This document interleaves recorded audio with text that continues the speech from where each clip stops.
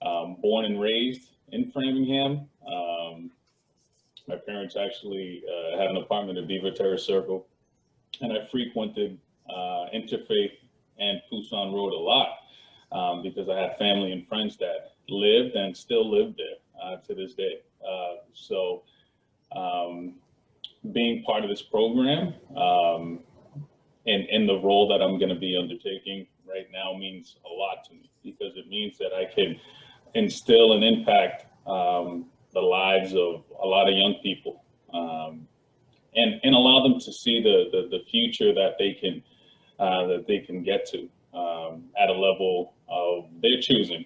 But obviously giving them some positive mentorship and examples of stories or experiences, or even just lining them up with people that I know currently that have come from that area and willing to come and mentor and speak and impact their life, just as I've sort of been given the opportunity to do.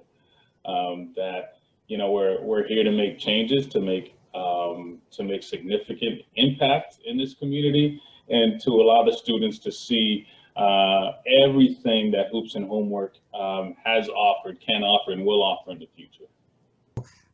Back then, or even now, the question is, what about drugs? Do you want to talk about that? I mean, it's a reality, right, of the situation. There's a lot of drug movement in those areas, and at a young age, as I did, a lot of the kids would witness that and will witness drug activity, illegal activity.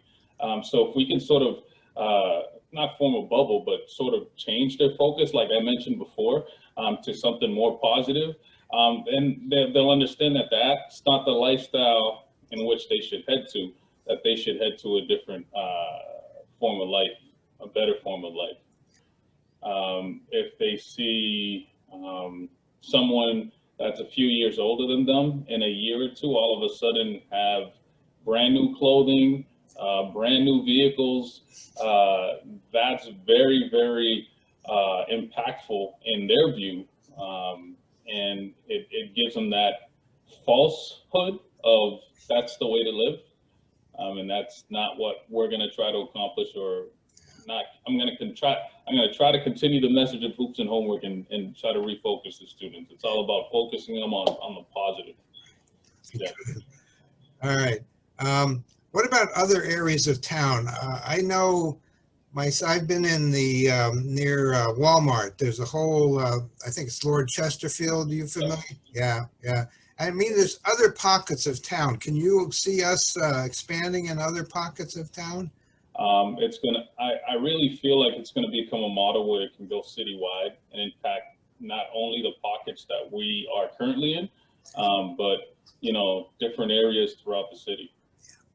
Good, super, that's great. Okay, so the kids in that area, would you characterize them? Is it fair to characterize them as disadvantaged or underprivileged? Is that fair? Or I think I know that's like the hot button word or the tagline, but I just think they're opportunity children. They're children that haven't been given the proper opportunity.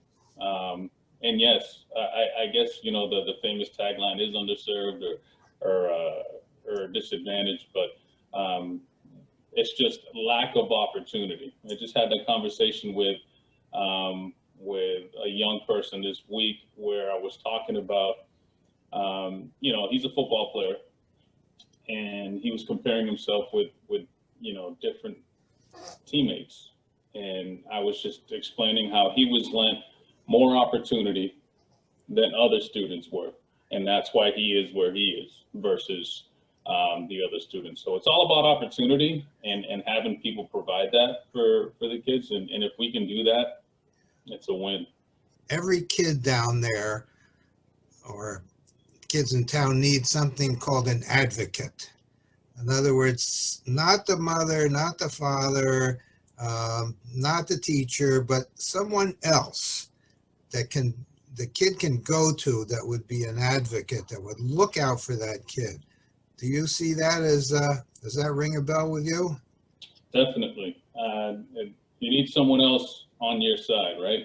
That someone that can assist you in different life choices or counsel you when you need that counsel, that's confidential and relatable. And I know that, and it's about, you know, meeting the students, the young kids where they're at in regards to their needs, their challenges, their barriers, whatever that might be, us as staff members, us as just adults in the city, and how can we relate to those students and what can we offer the students to help them or propel them to another level. Maybe some success stories of some of your friends that grew up in that area. So we play pickup football there from time to time, and after the games, we just sit down and sort of talk about where we lived, how we're going to get out of here, what would motivate us to not live the cycle, because it's really easy to live the cycle. Born and raised there, it's really easy to say, I'm just going to stay in this neighborhood. So we collectively, it was about 5 or 6 of us, sort of aimed for that. And and I can easily speak of all the successes of people I've witnessed that have left that area, but also for whatever situation, and this is not judgmental at all, but for whatever situation, I can also speak to those that maybe weren't that as motivated as us and have continued the cycle. So we took advantage of the opportunities that were at hand, and we are where we are because of that, and positive role models in the community.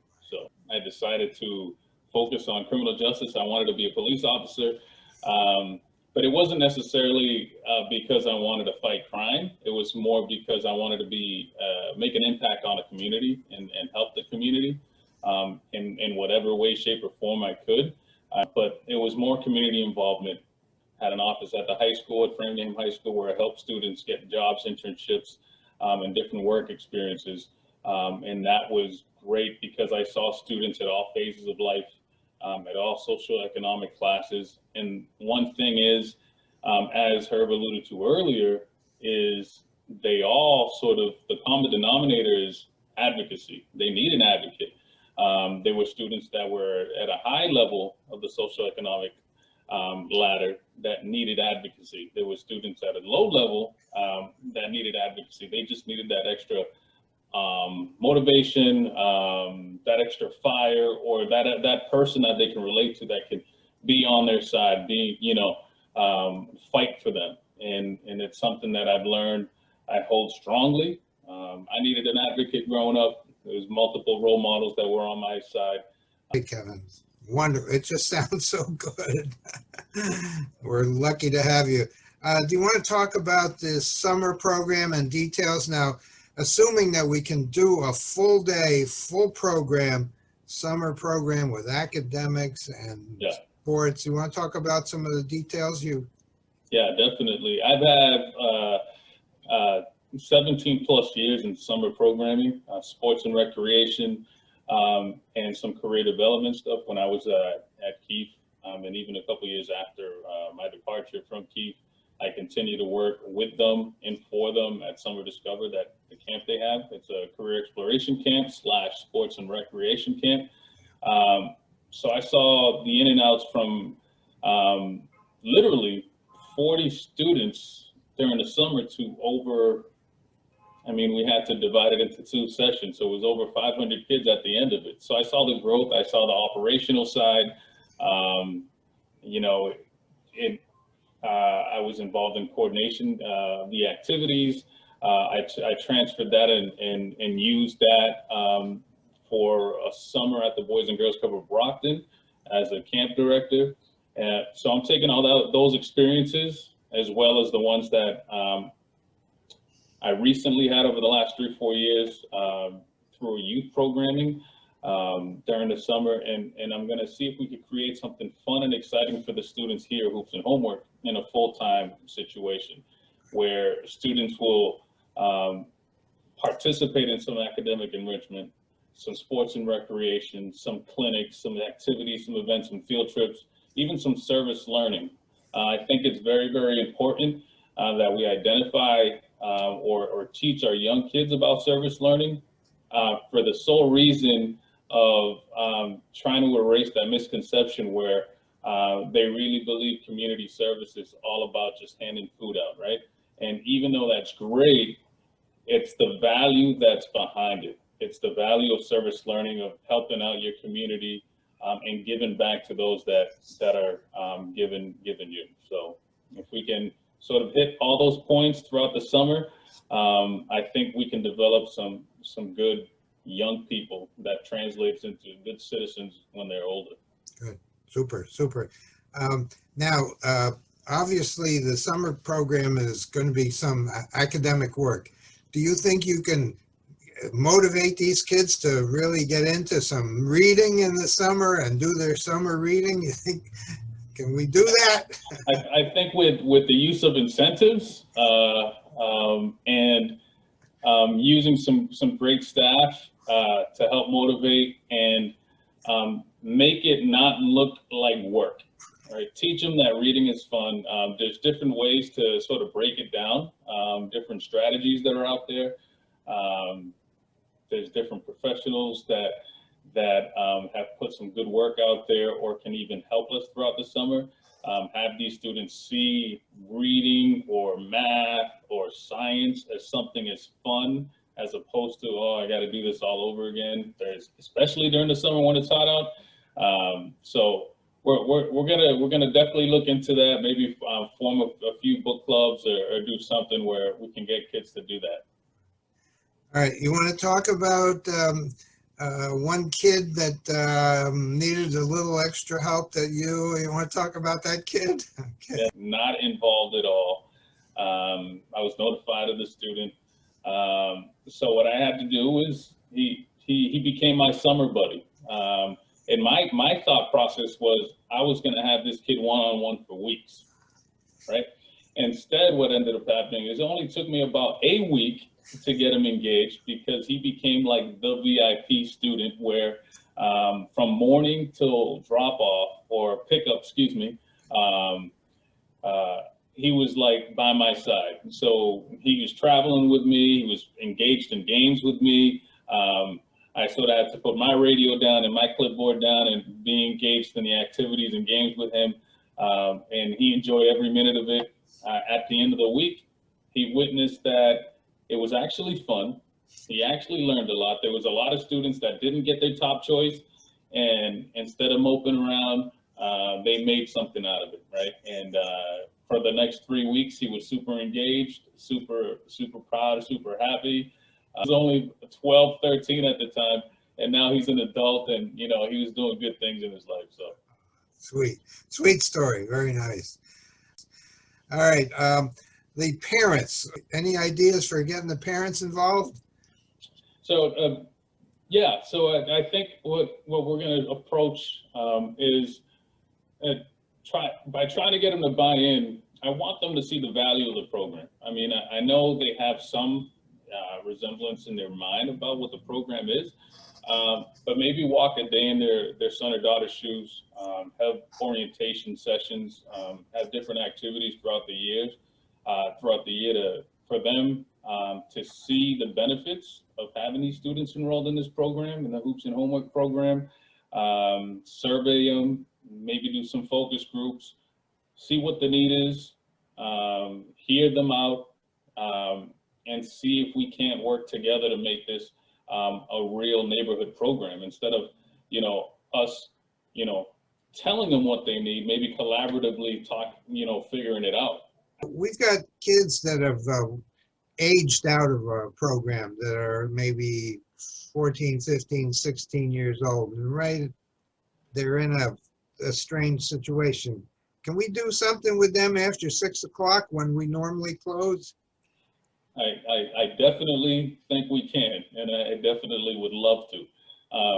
That's a tough age.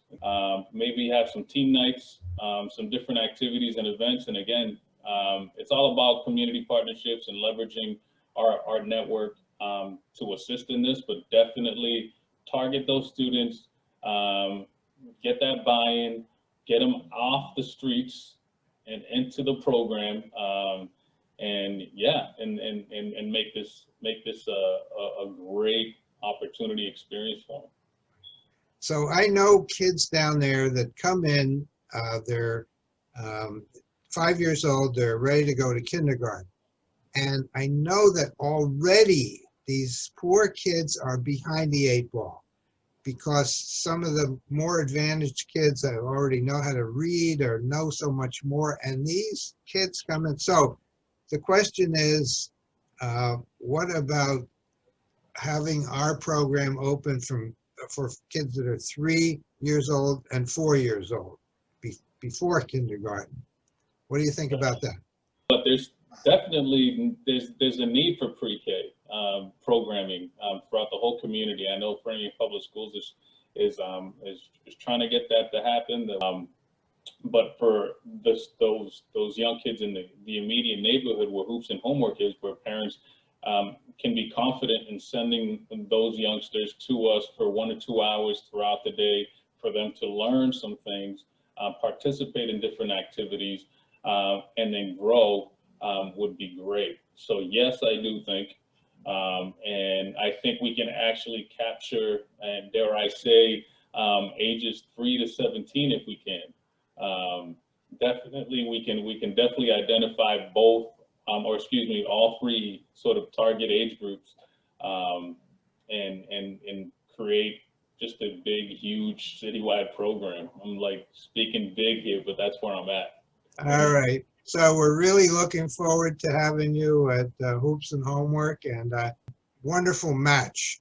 You know, your skills with what we have already done there over an 8-year period. I think it's a good bonding situation. I agree. Yeah. I definitely agree.